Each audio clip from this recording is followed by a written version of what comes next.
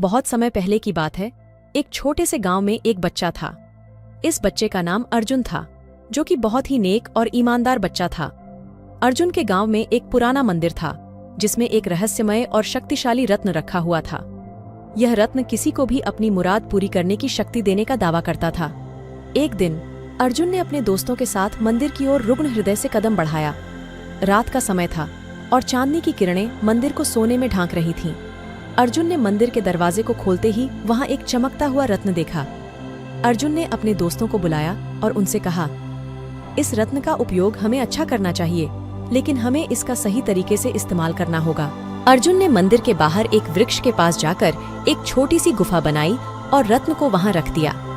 फिर उसने दोस्तों से कहा, हम इस गुफा को सबसे सुरक्षित रखेंगे ताकि इसका दुरुपयोग न हो। गुफा को लॉक करके अर्जुन ने सबको उनके घर लौटने के लिए कहा, लेकिन एक गरीब बच्चा था जो बहुत ही प्यासा और भूखा था। अर्जुन ने अपने दोस्तों से कहा, हम इस बच्चे को हमारे साथ ले जाएंगे और उसे हमारे गांव में रहने का मौका देंगे। दोस्तों ने राजी होकर बच्चे को साथ लिया और उसे अपने साथ गांव ले गए। गांव में अर्जुन ने उस बच्चे को अपना दोस्त बना लिया और उसे अपने साथ खेतों में काम करने का मौका दिया।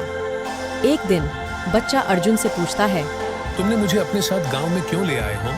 मैंने तुझे सिर्फ प्यास और भूख से बचाने के लिए नहीं, बल्कि तुझे एक नया जीवन देने के लिए भी लिया है। अब गुफा में रखे रत्न ने अपनी शक्ति दिखाना शुरू किया। जब अर्जुन ने रत्न को गुफा से बाहर निकाला तो वह देखता है कि रत्न ने गुफा के आसपास के और वृक्षों को जीवन देने वाले बना दिए हैं।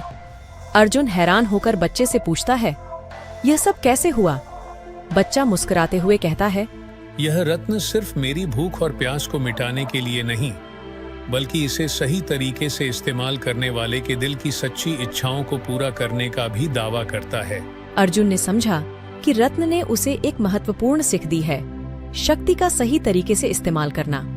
वह ने गुफा को बच्चे के लिए खोला और उसे वहां रहने का अनुमति दी। इस कहानी से हमें यह सीखने को मिलता है कि हमें अगर कोई शक्ति या साधन मिलता है तो हमें उसका सही तरीके से इस्तेमाल करना चाहिए। शक्ति और साधन सिर्फ अपनी भूख और प्यास को मिटाने के लिए ही नहीं, बल्कि दूसरों की मदद करने और सबका भला करने के लिए भी होते हैं।